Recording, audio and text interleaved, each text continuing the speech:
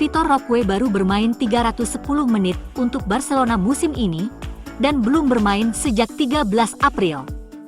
Ada opini bahwa Xavi tidak menyukainya karena kurang profesional. Vitor Roque tiba di Barca dengan persentase lemak tubuh 14%, lebih tinggi dibandingkan pemain Barca lainnya. Namun, setelah menjalani latihan intensif selama beberapa waktu, ia berhasil menurunkannya menjadi 9%, level ideal untuk seorang pemain elit. MU telah menghubungi perwakilan Vitor Roque mengenai situasinya. Barcelona bersedia meminjamkannya, karena kemungkinan belum bisa mendaftarkannya dan demi perkembangannya. Sang pemain sendiri enggan meninggalkan Barca. Situasi saat ini membuat Vitor Roque sendiri terkejut, dan ia akui kepada orang-orang terdekatnya di ruang ganti. Dia sadar bahwa dia harus menjalani masa adaptasi, dan dia mulai tumbuh dan belajar di bawah bayang-bayang Lewandowski. Namun di momen-momen penting, ketika tim membutuhkan gol, dia tidak punya peran apapun, yang membuatnya kesal, seperti halnya pemain ambisius manapun. Selain itu, adaptasinya terhadap kota juga bukan yang paling tepat. Dia tinggal di 2 hotel sampai dia menemukan sebuah rumah di Barcelona. Sebaliknya, pihak Barca berminat membawa Bruno Fernandes ke Camp Nou. Bruno sudah menyatakan tidak berminat membahas pindah dari MU jika klub tidak membahasnya. Erik ten Hag jenius. Siapapun yang mengaku fans Manchester United wajib menyaksikan wawancara Ten Hag dengan Gary Neville. Ten Hag mengatakan banyak kebenaran dalam wawancara dengan Gary Neville itu, tetapi orang-orang yang ingin dia keluar akan dengan sengaja menolak untuk melihatnya. Dalam wawancara, Ten Hag menjawab dan menyelesaikan semua masalah di United, dan Neville tidak bisa berkata apa-apa. Neville hanya menunjukkan semua sikap dan hal-hal anti-manajer ini hanya untuk pertunjukan televisi demi menggait rating. Ketika dihadapkan pada jawaban mereka diam, seperti kebanyakan pembenci Ten Hag yang sekarang diincar Bayern Munich. Ten Hag berbicara soal kehilangan target utamanya Kane, De Jong, absennya Luke Shaw dan Malacia. Kehilangan bek terbaiknya dari musim lalu, Licha, mendapat 61 cedera terpisah, terpaksa memilih 30 kombinasi bek tengah dalam 47 pertandingan, menyusun starter 11 terkuat MU hanya sekali, dan mengatakan dia butuh waktu. Dia masih pantas dikritik, namun menyangkal bahwa isu-isu ini tidak berdampak besar. Menurutnya ini hanyalah sebuah sikap bias dari media. Menjawab gaya mainnya, Ten Hag menjelaskan bahwa ketika Anda tidak memiliki pemain di lini belakang dan polanya, ketika Anda tidak memiliki pemain berkaki kiri di sisi kiri, Anda sudah harus melakukan penyesuaian. Ini mengubah cara bermain Anda, namun juga penguasaan bola Anda, dan ketika Anda memiliki lebih sedikit penguasaan bola, Anda juga memiliki lebih banyak tembakan ke gawang Anda sendiri. Banyak perbincangan mengenai kebutuhan pemain dengan fisik khusus dalam sepak bola akhir-akhir ini. Hal ini memang tidak bisa dipungkiri. Tetapi physical player tidak boleh disamakan dengan postur. Pemain berpostur besar kerugiannya saat berlari berpindah arah, berlari dengan jarak yang lebih jauh, dan lain sebagainya. Pemain seperti adalah aset yang ekstrim secara fisik, mengingat ia memiliki kecepatan tertinggi yang luar biasa. Frimpong dapat berlari selama 90 menit melintasi lapangan. Dengan atribut fisiknya, kecepatan dan kemampuannya dalam menguasai bola, sangat terampil dalam menguasai bola, dan selalu seperti magnet pada bola terlepas dari.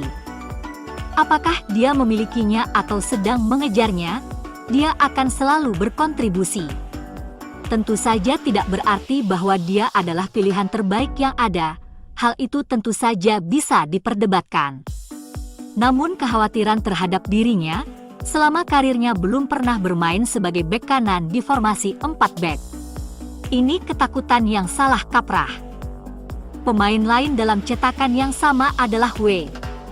Brighton menolak Roy Keane karena dia terlalu kecil. Joao Neves mungkin gelandang bertahan pendek, Tetapi dia jelas memiliki fisik, cepat, dan mampu menjangkau banyak area. Dan meskipun usianya masih sangat muda, dibutuhkan waktu untuk menyempurnakan stamina dan kecepatan seluruh pemain. MU pasti akan menjadi tim yang lebih fisikal jika merekrut Frimpong dan Neves. Dengan demikian, bertahan menghadapi setidaknya membutuhkan 3 pemain dengan tinggi badan yang tinggi, agar tidak mengambil risiko kebobolan saat melawan bola mati. Tapi ini adalah perbedaan penting yang harus dibuat. Anda tidak harus memiliki pemain sebesar itu di posisi bek tengah dan gelandang bertahan. Anda bisa melakukannya dengan baik pada bola mati, dengan pemain seperti itu di bek sayap, gelandang serang dan atau striker.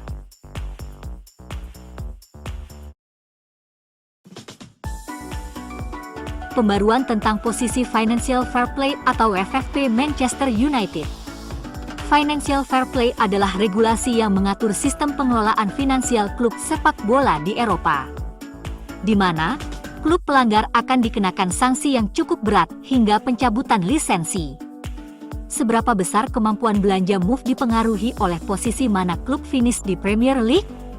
Sebelum dijual, dampaknya terbilang signifikan.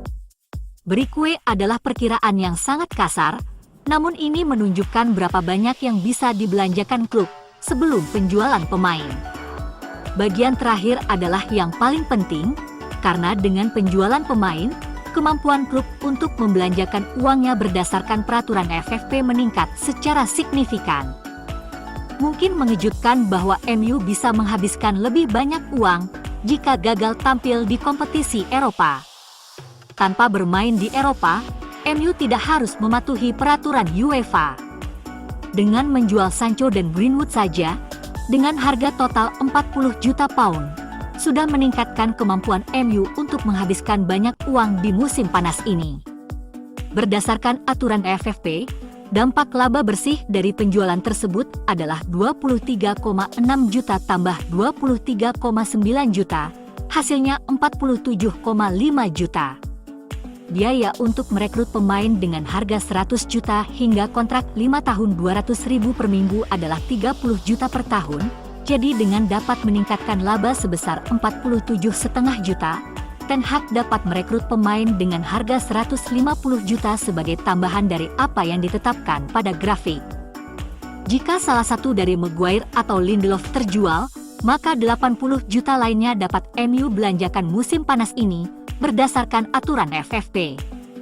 Artinya, MU dapat dengan mudah menghabiskan 300 juta pound lebih musim panas ini, bahkan jika MU berakhir di Liga Konferensi UEFA. Andai Glazer tidak menggunakan pinjaman, pada dasarnya MU hanya dapat menghabiskan sekitar 100 juta jika MU bermain di Liga Eropa dan sekitar 55 juta jika bermain di Liga Konferensi. Kok bisa, MU yang sempat tertahan oleh FFP, dan sekarang tiba-tiba bisa belanja banyak?